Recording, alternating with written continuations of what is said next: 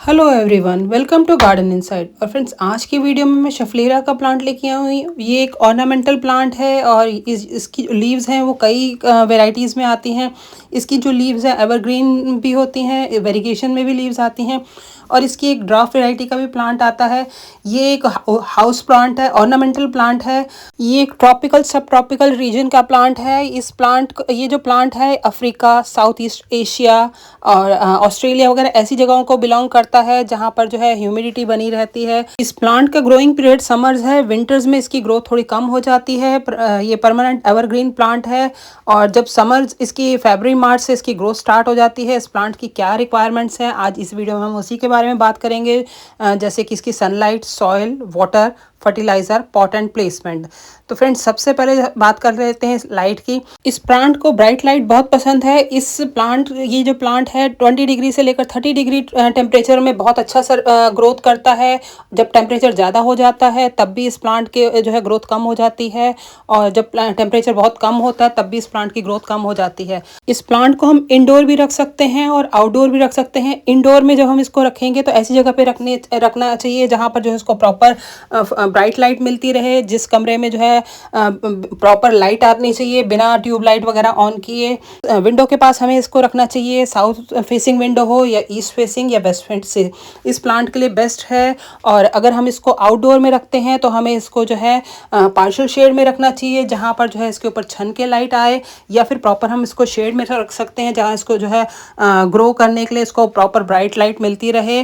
और इस प्लांट को डायरेक्ट सनलाइट में नहीं रखना। जब टेम्परेचर 30 डिग्री क्रॉस कर लेता है इसकी लीव्स जो है वो बर्न कर जाती हैं या फिर इसकी लीव्स ड्राई कर जाती हैं।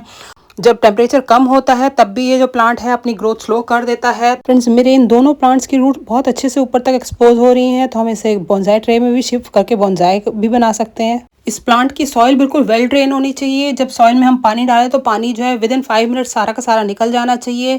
इसकी सॉइल जो है सैंडी सॉइल जो है बेस्ट रहती है। अगर जब हम इसकी सॉइल मीडिया बनाते हैं तो हमें 2 पार्ट इसके अंदर जो है इसका सॉइल होना चाहिए और 1 पार्ट कंपोस्ट प्लांट की ग्रोथ के लिए। और अगर हमारे पास क्लेई सॉइल है तो उसके अंदर हम कोकोपीट ऐड कर सकते हैं। और अगर हमारी नॉर्मल गार्डन सॉइल है तो हम उसमें जो है रिवर सैंड ऐड कर सकते हैं। तो 2 पार्ट्स हमारी जो है सैंडी सॉइल या सॉइल मीडिया होना चाहिए। उसमें 1 पार्ट जो है हम कंपोस्ट डाल सकते हैं। कोई भी हम कंपोस्ट ले सकते हैं इसके अंदर, cow dung compost, vermi compost, कोई भी कंपोस्ट ले सकते हैं। इस प्लांट को जो है नाइट्रोजन की रिक्वायरमेंट रहती है। वाटर जो है इस प्लांट को वाटर में ज़्यादा रहना पसंद नहीं है। इसका पानी हमें तब देना चाहिए जब इसकी सॉइल जो है ऊपर से 2-3 इंच ड्राई हो जाए। फ्रेंड्स, देखिए मेरा पॉट बिल्कुल ऊपर से ड्राई हो रहा है, बिल्कुल ड्राई हो रहा है।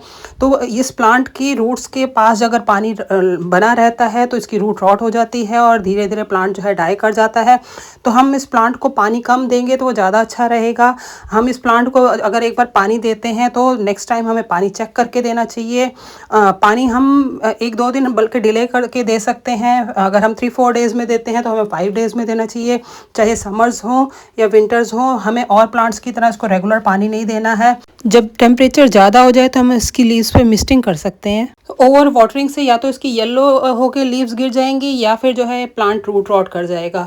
तो हमें हर मंथ जो है इसको फंजीसाइड भी ज़रूर इसकी सॉइल में दे देना चाहिए, क्योंकि ये प्लांट जो है शेड लविंग प्लांट है और डायरेक्ट सनलाइट जो है इसको टॉलरेट नहीं कर सकता। इसलिए जो है थोड़ा सा प्लांट सेंसिटिव होने की वजह से हमें हर मंथ जो है इसको फंजीसाइड ज़रूर दे देना चाहिए।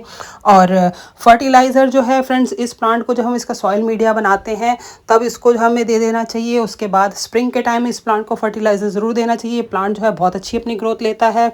और एक बार फर्टिलाइज़र इसे हमें रेनी सीजन के बाद दे देना चाहिए। हमें इसको रेगुलर रेन वाटर भी नहीं रखना चाहिए, क्योंकि रेगुलर रेन वाटर इसकी लीव्स पे पड़ेगा तो इसकी लीव्स जो है वो रॉट कर जाती हैं। और ये जो वेरीगेटेड प्लांट है उसकी वजह से जो है हमें इसको प्रॉपर ब्राइट लाइट ज़रूर देनी चाहिए। अगर हम इसको प्रॉपर ब्राइट लाइट नहीं देंगे तो इसकी लीव्स का वेरीगेशन नहीं रहेगा। तो इसकी वजह से जो है अगर हम इसको डार्क प्लेट में रखेंगे तो इसकी लीव्स येलो साइड पे चली जाएंगी। और अगर हम इसको बिल्कुल सन के पास रखेंगे तो इसकी लीव्स बर्न करेंगी, इसलिए इसको जो है बिल्कुल ब्राइट लाइट वाला जगह चाहिए जहाँ पर इसके जो है अच्छे से इसके लीव्स में वेरिगेशन बना रहे।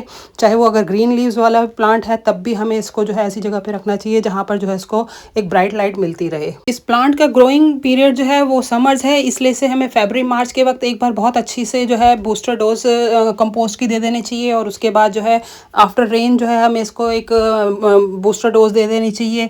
ये प्लांट क्योंकि फ्लावरिंग या फ्रूटिंग नहीं करता है, सिर्फ लीफ के लिए है, इसलिए इसको नाइट्रोजन की रिक्वायरमेंट बहुत रहती है। तो उसकी वजह से हम इसको वर्मी कंपोस्ट, लीफ कंपोस्ट, काऊ डंग कंपोस्ट या किचन कंपोस्ट कोई भी दे सकते हैं। जो भी हम अपने प्लांट को कंपोस्ट देते हैं वो अच्छे से डीकम्पोज होनी चाहिए, अदरवाइज प्लांट को है किसी तरह का फंगस ना लगे। और साथ के साथ हम हर मंथ इनको जो है कोई भी फर्टिलाइज़र, टी फर्टिलाइज़र भी दे सकते हैं हम वाटर में डिज़ोल्व करके, क्योंकि ये प्लांट बहुत अच्छी ग्रोथ लेता है, तो इस वजह से इसको जो है एक रिक्वायरमेंट रहती है फर्टिलाइज़र की। और इस प्लांट का जो पोट है, अगर हमारा प्लांट छोटा है तो हमें छोटा पॉट लेना चाहिए, बड़ा जैसे जैसे प्लांट ग्रोथ करता है वैसे वैसे इसका पॉट चेंज करना चाहिए। तो अगर प्लांट छोटा होगा हम बड़ा पॉट देंगे तो पानी ज़्यादा लगेगा, जिसकी वजह से जो है इसकी रूट्स पानी में के टच में रहेंगी तो वो रॉट कर जाएंगी। इसलिए छोटे प्लांट के लिए छोटा पॉट रखना चाहिए, और इसकी जो है हमें रिपोर्टिंग बहुत जल्दी नहीं करनी चाहिए, कम से कम इसकी रिपोर्टिंग 2 साल के बाद करनी चाहिए। इस प्लांट को जो है रूट बाउंड होना बहुत पसंद है, और जब ये प्लांट रूट बाउंड हो जाता है तो उसकी लीव्स जो है वो थोड़ा सा उनकी ग्रोथ कम हो जाती है। और अगर हम इस प्लांट को इंडोर भी रखते हैं तब भी इस प्लांट की जो है लीव्स के ऊपर ग्रोथ कम आता है, वेरिगेशन ज़रूर बना रहता है लेकिन लीव्स की जो है ग्रोथ कम होती है। तो जब ये रूट बाउंड कर जाता है तब जो है इसको हमें फर्टिलाइज़र दे देना चाहिए, और साथ में इसका पॉट भी चेंज कर लेना चाहिए। क्योंकि ये वाटर सेंसिटिव प्लांट है इसलिए जो है हमें इसे मिट्टी या सीमेंट के गमले में लगा लेना चाहिए, और अदरवाइज़ जो है अगर हम इसको प्लास्टिक के गमले में लगाते हैं तो हमें ये ज़रूर चेक कर लेना चाहिए कि इसके अंदर जो है ड्रेनेज होल खूब सारे होने चाहिए, और इसके होल्स भी अच्छे से खुले हुए और बड़े होने चाहिए, ताकि पानी की किसी तरह से भी कोई जो है ब्लॉकेज नहीं होनी चाहिए। प्लास्टिक के गमलों में पानी देर से सूखता है, इसलिए जब हम प्लांट लगाते हैं तो हमें ये देख लेना चाहिए कि हमारा प्लांट मिट्टी के गमले में है या प्लास्टिक के गमले में है, हमें पानी उसके अकॉर्डिंग देना है। अगर मिट्टी के गमले में है तो पानी की रिक्वायरमेंट थोड़ी जल्दी में आएगी, और अगर प्लास्टिक के गमले में है तो पानी जो है वो हम थोड़ा लंबे ड्यूरेशन के बाद दे सकते हैं। तो जैसे जैसे प्लांट ग्रोथ करता है वैसे वैसे हमें इसका पॉट चेंज कर देना चाहिए, और इस प्लांट से हम बोनसाइज वगैरह भी बना सकते हैं।